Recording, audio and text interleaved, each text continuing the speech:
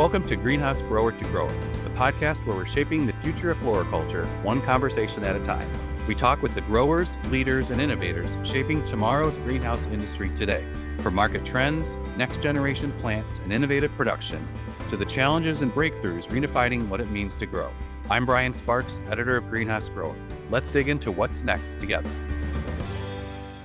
Greenhouse Grower's June 2026 issue, which is hitting mailboxes this week, features a cover story on the legacy and future of America in Bloom, how it's helped communities across the country become both more beautiful and more sustainable, and how and why greenhouse growers can get involved in America in Bloom.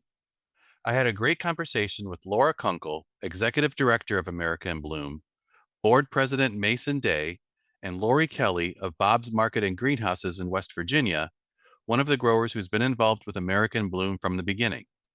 We covered so much in the conversation that I couldn't include everything in my article, so we decided to turn the interview into a podcast episode so you can hear the entire conversation. We kick things off with Laura Kunkle talking about how America in Bloom was first formed. American Bloom has officially been around for 25 years when we got our articles of incorporation from the government. We became legal 25 years ago, but the conversation about American Bloom began a few years prior to that. It was a group of horticulture professionals sort of lamenting the state of the industry and that they weren't able to connect at the grassroots level about the benefits of horticulture. And so, a task force, if you will, and I use that term loosely because it wasn't really anything official, a task force was convened with a group of heavy hitters from the industry, and we would meet periodically in Cleveland. Bigwigs would fly into Cleveland, and we'd meet and sort of talk about, what do we want to do as sort of a public facing way to promote the benefits of horticulture. And there was some talk about an assessment on the plastic pots or a marketing order of some things, and those come with their own challenges and a lot of legalities, et cetera, et cetera. Yeah. And so we decided to create an organization that modeled itself similar to one they have in Canada called Communities in Bloom. Mhm. They were formed from a different industry, if you will, but we liked the idea of what they were trying to accomplish in Canada and said, well, how can we make this something that is important to America? Uh, Also, we had a cool name, America in Bloom. Bedding Plants International, an organization that's no longer around. Actually own the name, Okay. and so we were able to purchase that. I believe and this might be something would have to be fact checked, but Sure. I think it was OFA, Ohio Florist Association, that actually purchased that maybe for a dollar, or somebody did. I'm not sure. It was just a way to buy the legal rights to that name. And Delilah Onifree, former editor at Greenhouse Grower, really consider her very much like the mother of American Bloom. She Mm, really carried carried us for a while until we could really become something, and did a lot of work with a Greenhouse Grower promoting what we were doing. See, I've okay. already gone off the rails there. Sorry about that. No, this is all, and I mean, there's no such thing as too much Yeah, information. And what I'll do is when I get down to the actual story, I'll kind of figure out, okay, sure. what can I work into the story as well. And you bring up Yeah. a good point too. I haven't actually told Delilah about us doing this story. I should probably reach out to her and give her a heads up because I know Yeah. the Delilah and Greenhouse Grower at the time were heavily involved. This is before I joined the brand actually, so but I have Sure. some of that knowledge with me. So I guess the one thing that does come to mind as I'm sitting here thinking about this is that I think that what we knew as an industry is that horticulture could be a unifying force, bringing people together, whether it's bringing residents together, bringing businesses together, bringing local leaders together around a shared vision. We really felt that horticulture could be the force for economic development or environmental stewardship, civic pride, quality of life, those sorts of things. And I yeah, think that's what we've done a really good job doing for 25 years, is really, a simple but powerful idea that beautiful and vibrant communities don't just happen by accident. They yeah, happen when yeah, we come together, with intention. sure. How has American Bloom over the years kind of, number one, decided or figured out which communities to work with for the program? And then the next question would be, how did growing operations become part of the conversation and start to play a role in America in Bloom? You guys want me to take the first part of that at least? Yeah, I go can ahead. I can do my best. The first question was, how did we get cities involved? I was like, how do Mhm. we pick them? Was that the question? We didn't really pick Ye- cities. Okay. We put out we had a lot of great luck that first year. Our first program year, we did a pilot year in 2001 with four U.S. cities and four Canadian cities. Sort of paired them so we could learn what the Canadian program was doing. But in 2002 was really when we had our first America in Bloom national program, and we had well over 40 cities that first year. And I wish I knew what that magic bullet was back then. Um, I really don't know. I think it was task force members went back to their own communities. Now that I'm like scanning my memory bank, I do think that was a lot of it is again, it was a group of heavy hitters and they went back to their communities and tried to get them involved in American Bloom. And we had great success in doing it that way.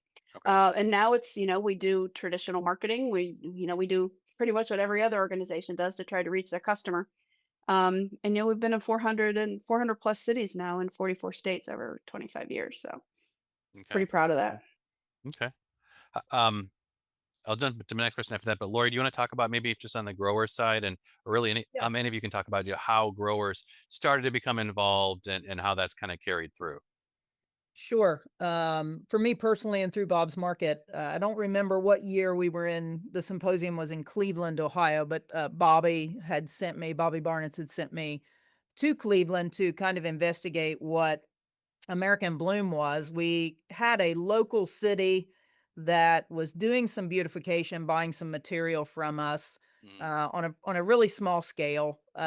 They were had deemed me the mission of trying to find some pole planter containers like Columbus, Ohio had, and so I began to research that and found what they had, and of course, we were able to supply the material for them, and it was a giveaway at the time. We basically gave them material. They had the interest to beautify their downtown. They were volunteer gardeners, and so we certainly wanted to be a part of, planting in the community, and we yeah, wanted to be hand in hand in their success in that. And so, it doesn't do anybody any good if Bob's Market's name's attached to the dead plants on the pole. And so our goal was to ensure that they were successful and they turned out at the end of the season, spot on. That was only benefit the community and would certainly benefit us as a brand, sure. if we did that. And so Gallipolis, Ohio, was that community, and they kind of became the force to over 27 communities in this Ohio River Valley that has now become in Bloom communities. They may not have entered the American in Bloom program every time, but they certainly look to us to plant and help nurture them through a season and help them find success in their plant material and in growing it successfully all year for their downtown. So Okay. it initially, kind of started, a small an individual or 2 were gardeners and kinda wanted to beautify the downtown, and we were asked to be involved, but Sure. because of those efforts, Bobby thought what he was hearing about American Bloom might be something that community would be interested in entering, and so Okay. we kind of, Gallipolis, as a matter as in particular, entered within, I think, a few years of that or maybe even the following year. Okay. Okay. Um, and I know that's one of the things when I was initially talking to Bobby about this this article and the whole idea of it was, you know, it's important for growers to get involved, but obviously it also has to pencil out in the right way for you guys as well. I mean, that there's being in with your community, but that there's the profitability of the company as well. How does that kind of tie Absolutely. into how you guys approach working with your communities and getting involved and just making sure that it's the right move for an operation like Bob's Market? Well, we feel like the everything up front that we gain from it adds monetarily later. And Sure. so, any community we've been close to or had a retail in, we've given plants to help beautify over the years. That was something Bob Barnett's himself established many years ago. Mhm. Um, but we see it as a marketing opportunity. We're not gonna be the cheapest price plant when our customers are comparing, Sure. but we value our customer service, we value our quality, we value our business integrity, and so a lot of retail customers or any customers can say, well, you have the knowledge, you have the fertilizers, you have the environment to make them beautiful, but in my yard, I can't make them do that. And so we strive very hard to make every customer successful, consumer successful, whether it's a wholesale customer or a retail customer. Yeah. And we feel like being able to display our product and the brands that we support in an open environment in the same settings that they may experience in their at their home is tie-in sales for us, whether it's fertilizer, Hmm. it's name recognition for us. You know, somebody can walk down the street, ask anybody, "Who does your flowers?" And the first name they're gonna say is Bob's Market. And so Yeah. we whether it's a city official driving through from Ashland, Kentucky that wants to duplicate it, our name is associated with that in a very positive way. So there's huge benefits in brand recognition and, it there's nothing but positivity around our name, and, of course, any business, that's what you strive for, and Sure. so we don't have to do anything but sit back and wait, I guess, for the phone call, when you can do something, successfully. And Okay. so it Okay. was our goal to make sure that any community we were involved with was successful, both for their benefit, but also our name was attached to it. And Sure. so it allows us, that customer loyalty. We have communities that really don't, um, and we don't take it for granted, but they really don't search garden centers and try and find who has the best price and, those type of things. We've been able to establish that we have the expertise and the knowledge, and we're Yeah. certainly willing to share that to make you successful. And so we just get the phone call. So Okay. it is profitable, but of course we don't advertise it as profitability right off You're the right. bat. Yeah. But it is certainly beneficial for all parties involved. Okay. Okay. And to that, Lori and the crew at Bob's have done an amazing job of connecting the community to the business to the greater message. But it often surprises me that sometimes I get a lot of people in the industry and they're like, "Well, how do I get involved with America in Bloom?" Like, Yeah. this it's, and I think that it's a no-brainer for me, like, the first step. If I in my role as at Jack's, maybe it's a little different, and then but as if I were a grower or garden center, it's it's so beneficial for me to try to get my own community, even if Hmm. I'm just sitting on the outskirts, right? Um, like, if I'm, I don't know, Jim's Garden Center in Kansas, and I am like, huh, met me at Cultivate, and he's like, yeah, that seems like a cool idea. Even if I'm not funding the program Yeah. in my hometown, but to get my hometown to be like, hey, this is something that, we'd be willing to, work with you on, cut you 10% discount. You're probably going to discount it anyway because of the volume that they're going to buy.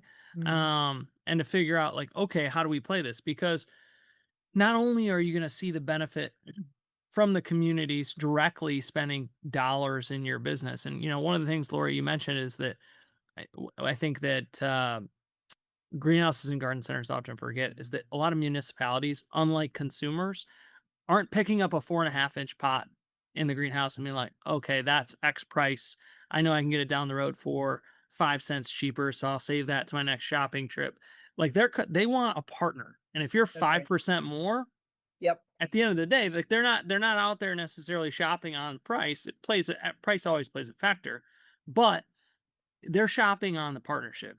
And if Yep. you're working to help your community do better, yes, that's the direct benefit. The communities Hmm. the municipality is going to spend more on their municipal landscaping. But what I tell people all the time is that's like just the tip of the iceberg, because once communities start taking pride, and I mean communities as in local governments and nonprofits and businesses start taking pride in downtowns and kind of their store frontage, every person in town starts looking and says, well, shoot, even if it's not out loud, it's something in the back of Mhm. their head. They're like, my house is the eyesore of this street now. Yeah. It's no longer like the vacant lot down the street that's gone. I need to do more with my homestead, with my landscaping. And where are they going to go? They're going to come to you. And so that's where I think that often we as the industry tend to overcomplicate it. Like it really is as simple as getting involved locally in the exact cause that we're out there to kind of keep going, and it's going to keep recycling itself throughout the industry. So I Yeah. think, and that's what Bob's, Lori, you guys do a great job of it. And I wish more growers and garden centers could sort of see that it doesn't have to be, brain surgery. It really can Yeah. be as simple as working with your local community to make it, a better place for the citizens to live. Well, I think a lot of people look at it and say, "Oh, I'm giving away X amount of dollars," but, yeah, we've covered that multiple times over. The Yeah. relationships we've developed with all these communities and with businesses within the community. Maybe not just the municipality itself and selling them material, but local businesses that were their first call because I probably they hear our name in a successful pattern continuously, hopefully. And Yeah. so we're their first call. There's competitors out there, but just like he said, you deliver on service and a partnership, and they get a quality product, and they write the check. So, Yeah. if we can fill all those gaps as a company for them, give them something of value and kind of fill in all the pieces and help them be successful so they don't write a check and then, it all deteriorates. That is the part of it I think that seals the deal is when you can kinda hold hands for a little bit. We're dealing with living material and educate them and take the time to educate them to where they are successful. That creates, like Mason said, that partnership that can be hard for anyone else to interfere with, and so it's our job to hold our end of the bargain up. And not to mention, that's just the fiscal piece of it, right? I mean, Absolutely. I hear so much from, um, especially garden center owners, and like long-term garden center owners, where they have a location that was built maybe was on a busy road. You know, the geography has changed, downtown has shifted away, shopping centers have shifted away, and they're like, "Well, how do I get back involved in my community?" Like this is it. And also so that's like to reestablish a connection with the community that you're in so that you're not on an island, right? Like Yeah. nobody should be struggling out on islands. And the other part of it too is if you're working with your government agencies and you're wanting to do new builds, new property, new acquisitions, it's a heck of a lot better to start on a foot where you have a great relationship because you're already working on projects in the community to make the community a better place. So when the guy comes in and says, "Oh yeah, you need a building permit," like I think we can work something out. Like that's the type of relationship that, I think there's no dollar value to that, but it is, Right. you know, we are an industry of local owned businesses, whether it's growers, even growers selling to box stores, like those are family owned businesses Mhm. in locales that have ownership right in the heart of the town. And that's where, we thrive on that. And I think that's what this is all about. Yeah. Yeah. Well, and I'm thinking about it too. Both of you used the word community quite a few times, and it started to make me think. You we talk a lot to a lot of growers in the industry, and they might be in the mindset, okay, well, the plant leaves my greenhouse, and once it goes to, like, whether it's a garden center or whether it's a box store, they don't have that as much of that direct to consumer connection that somebody who might own a garden center might have. There's always ways that you can improve on that, though. So, I mean, we're looking at all the time that you see articles and trends reports come out on, these are the trends that consumers are going to be looking at. Well, then how do we connect growers to those consumers? And this seems like a great way to go about something like that. Yep. Absolutely. And that's where, I think and it also helps to shift the trends too. Yeah. I mean, anything that gets planted in the heart of downtown immediately becomes something that is like, oh, what did they have down by the library? That's very pretty. Like I need to put in 5 of those here. Yeah. And it's also good feedback because if you're in a high traffic area, you can see what works, what doesn't work in those high traffic areas. So, we see plants that have made it through trials and then get spit out into, a bright sunny square in the middle of the town. You're like, "Ooh, I don't think I'll sell this to them next year. I think I got something Yeah. better." Yeah. The benefits are, you know, they stream across all sorts of levels. Okay. So from what you just mentioned there, Mason. So Lori, from your perspective, how does that sometimes affect the crops that you guys are looking at then?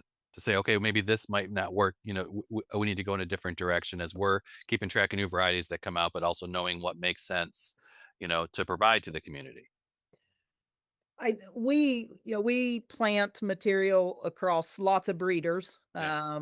but we certainly bulk up on items that we know are very successful in the community landscape or in the streetscape.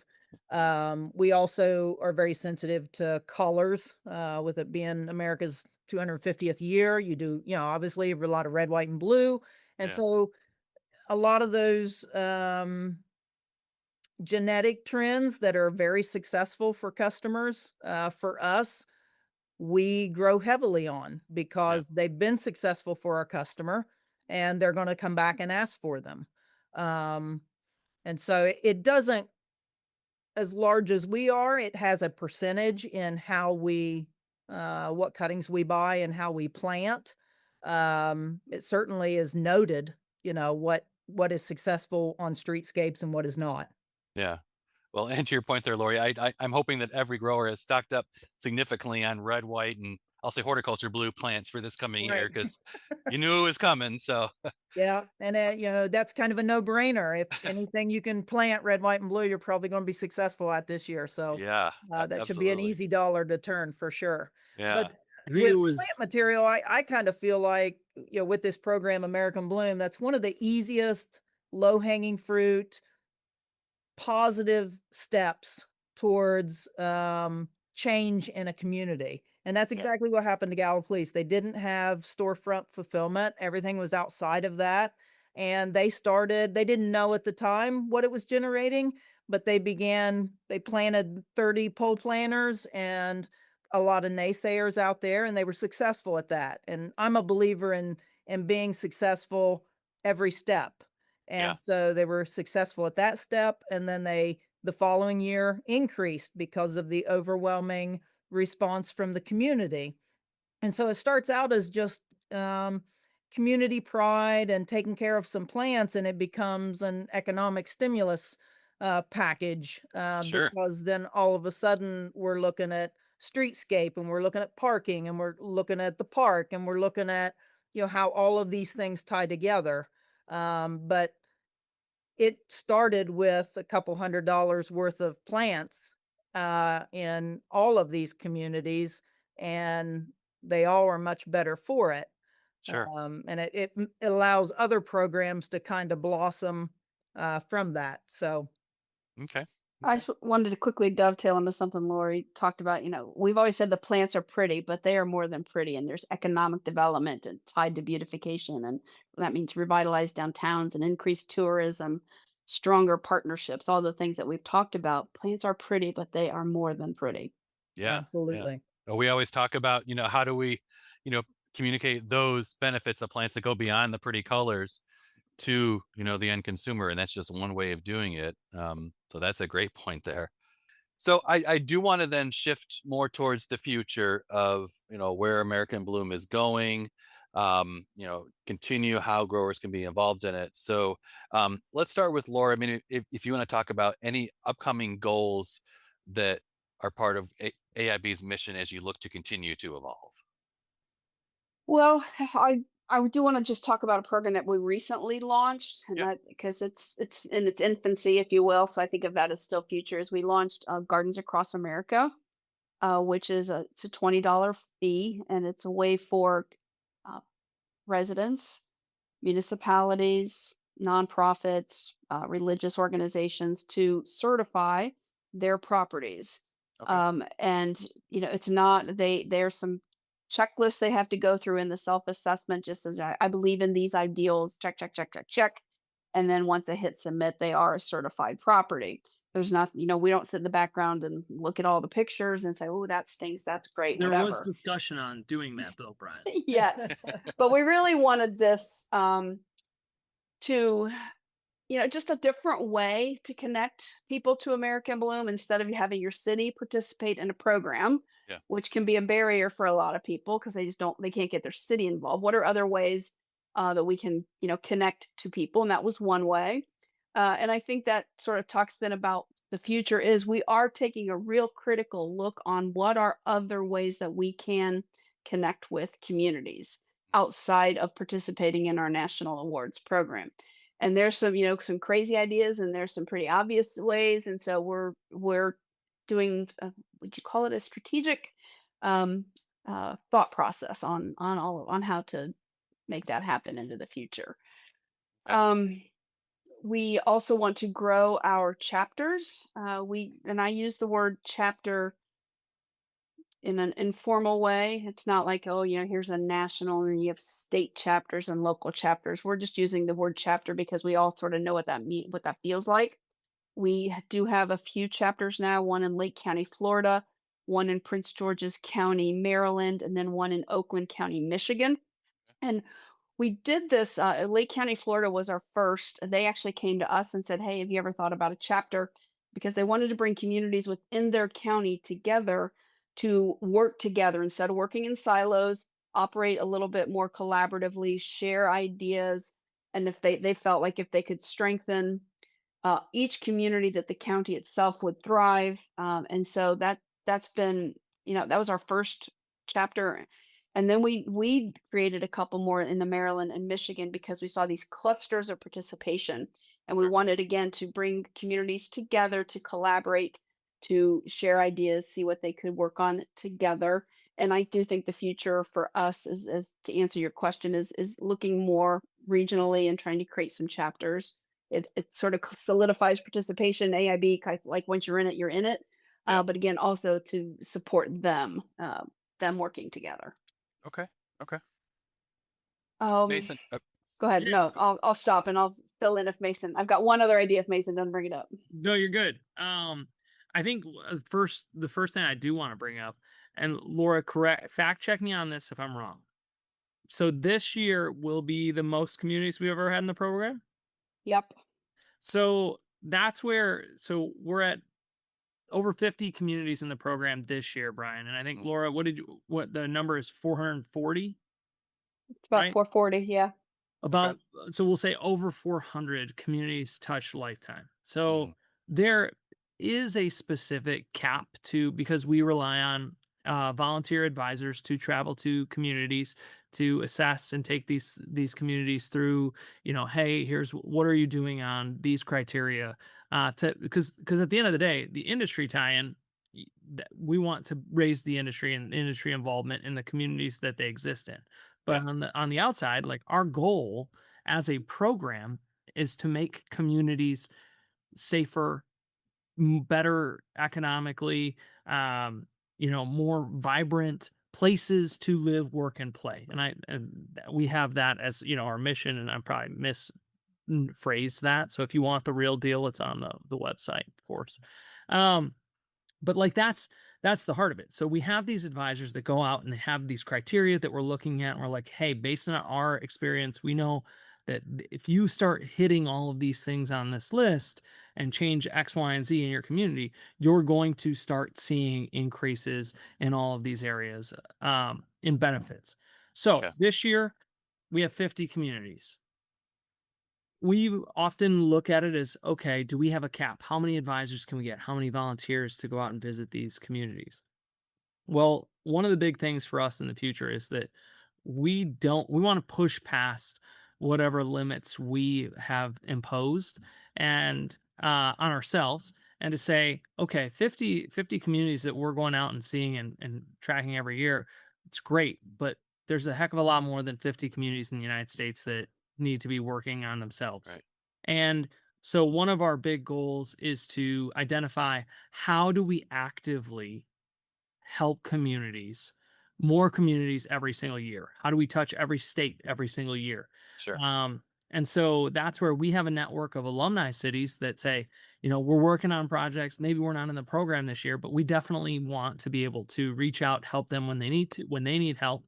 And so that's a big focus for us is that we don't want this to be something that communities step in and out of as they see a need. We see this as a fellowship, I think is a good word, is that cities are constantly working to make themselves better, and we want to be there every step of the way so that when they have a question, and it could be something as small as like, we got to replace this street tree. We had a tree die, one tree.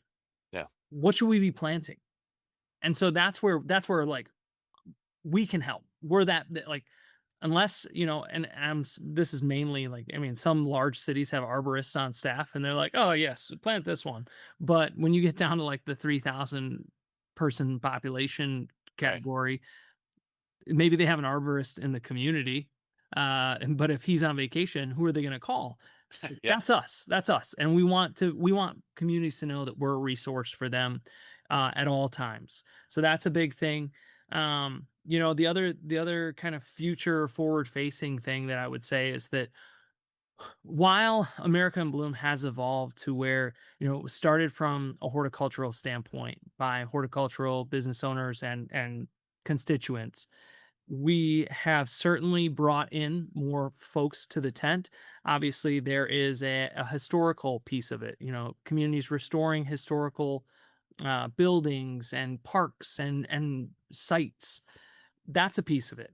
But Yeah. that ties back into the horticulture piece as well, because all of those places need to be well maintained and manicured, which, you need horticulturists to tell you how to do that from a grounds level. Um, and so while we've brought in other industries into this tent, we certainly look now to say, how do we revitalize the horticultural component of what Yeah. America in Bloom is? Because I think we've done a good job of bringing others in and showing the value, right? We lower crime, better businesses, less vacant lots.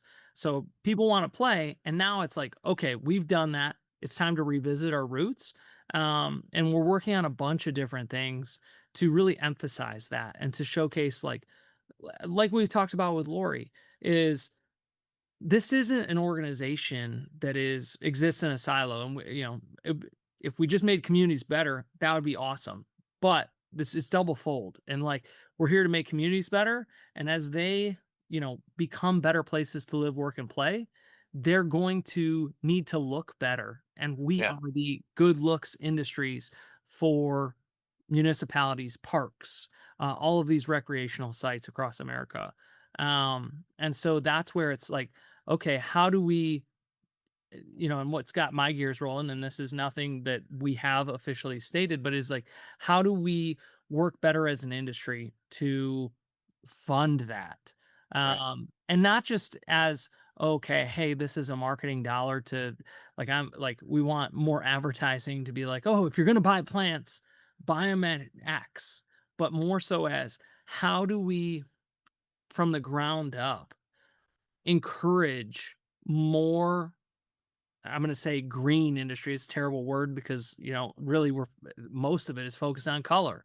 Is how do we help communities understand the benefits so that then in turn it benefits us? And Right. so I really see this as an organization that is poised for tremendous growth, especially now with, one of the struggles for us is volunteerism. We have a volunteer board. Laura, I'm going to say you're effectively the only person that is paid in this organization. We do have one other gentleman that gets paid, but it is a fractional amount that I like. Laura's the only one getting paid. And so there's struggles that come along with that. And a lot of that has to do with, just hours in a day or maybe expertise. We don't necessarily, that I know of, have people on our board that could go out and say, hey, I'm going to code a full-fledged program that does X, Y, and Z in, Java or CSS. But now with all of the developments in AI, and I know that there's good and there's bad there.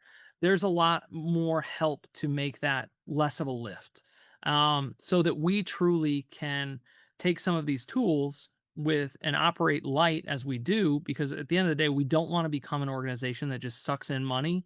Somebody explained it to the other day is that I want to give to an organization that the money goes to the folks that need it, and we don't want to be the folks that need it. We want to be the middle grounds of like, Yeah. okay, hey, you want to help communities? We know how to do that. Here are the communities you need to help.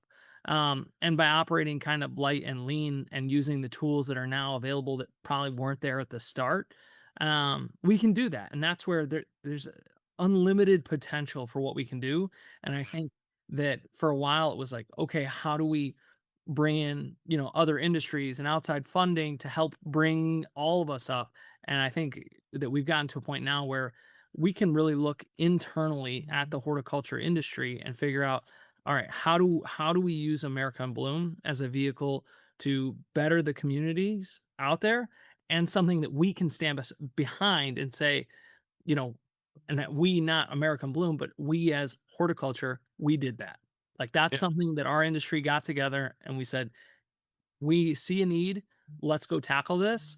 Um, and that's something that I think the ball is rolling, and I don't think it will be stopped. So Yeah. that's how I see the future. Well, and it's interesting because I mean the scale's obviously a lot different, but to me it's very it runs very parallel to just the simple fact of a garden center selling a plant to a consumer. You want to make sure that that consumer is then successful with the plant when they get home, so that they'll become a repeat customer. And it kind of extends this whole concept to if you can help a community be successful with the gardens that they're putting in, that just does so much good for the community and for the companies who are behind the scenes working on that. So and it's funny that you mentioned AI, because as much as we talk about AI, I didn't expect that to be part of this conversation, honestly. But yeah, that kind of shows you the reach of AI, where it kind of ties into everything that we do. So um, Well, and you think for an organization like us, right? Laura is the only employee of the organization. We have 11 board members, Laura. I should know that. Um, and we have, out you go, Laura, the 11 board members, and then Lori, ex board member, but still involved. So we have a what I'll call a two handful of volunteers outside of the board that are actively, and then we have our advisor network. But mhm, that's it, right? This isn't something like a corporation that has a marketing department and a finance department.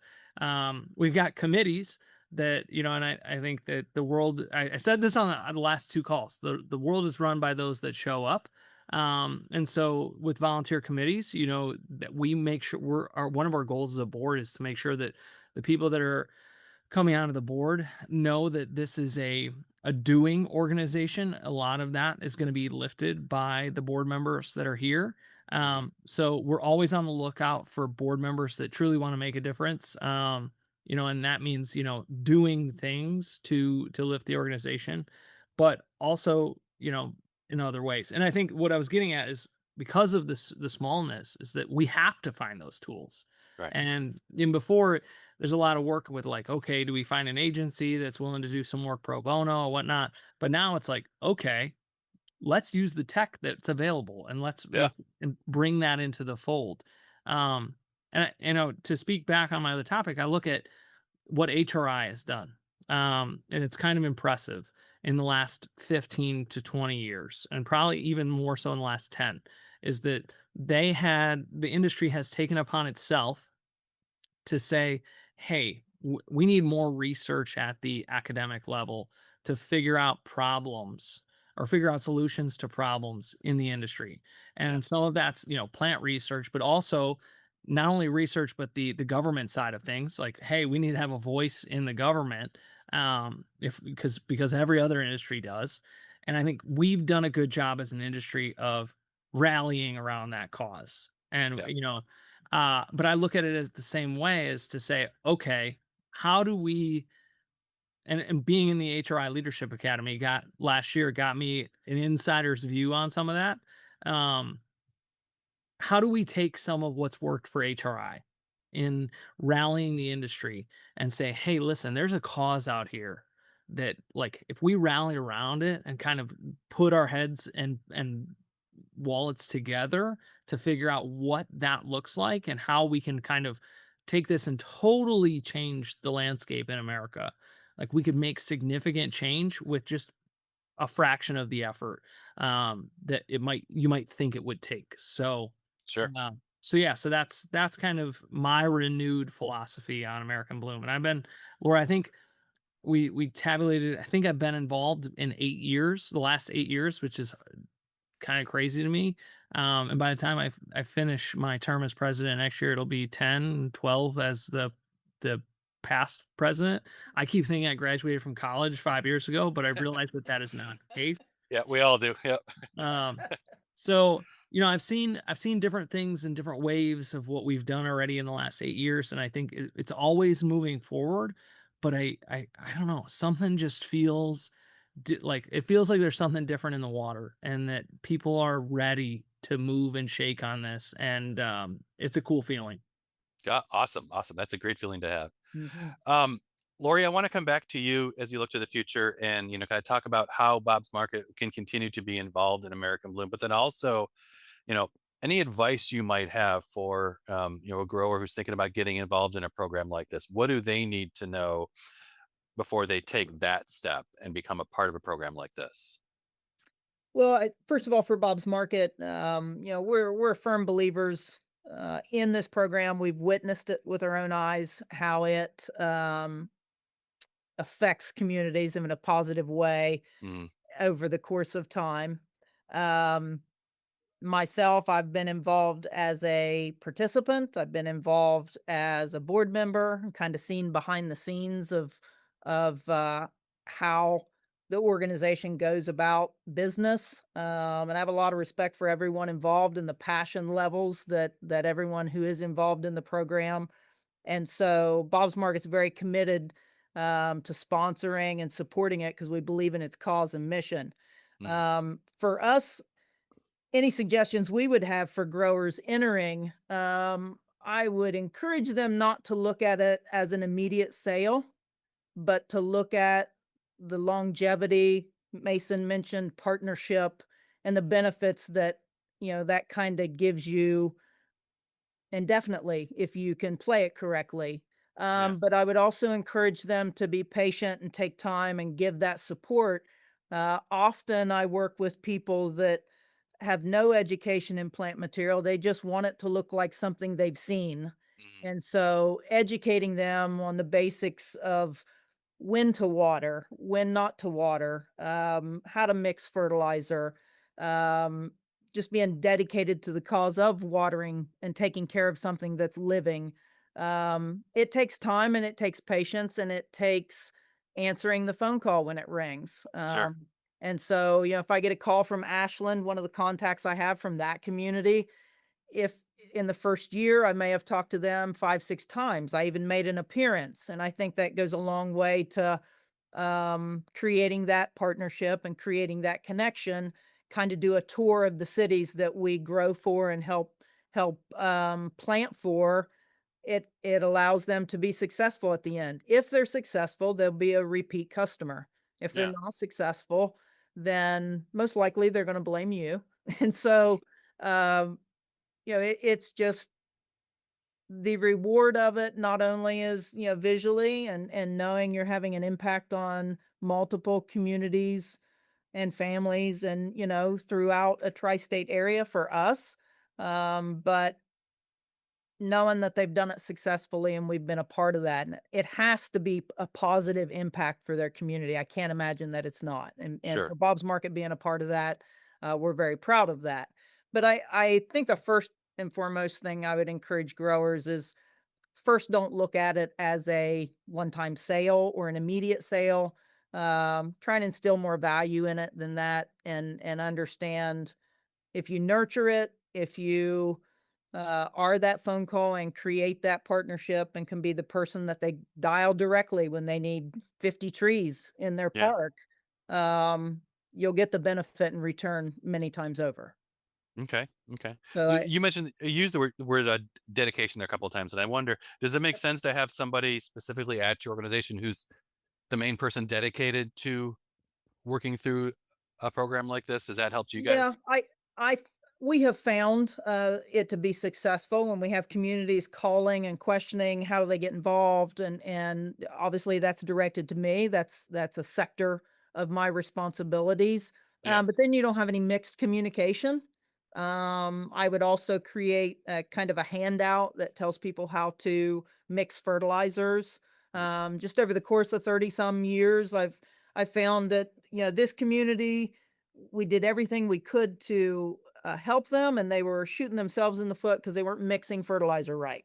Yeah. And so that was a 30-minute visit on site, getting to see people, explain to me what's going on, what you're doing, and we solved the problem, and they've been beautiful ever since. But if it with a new manager coming in, a city manager or mayor coming in, if we're gonna grow, if they're gonna burn them up in a month, then I'm not gonna invest any money in it.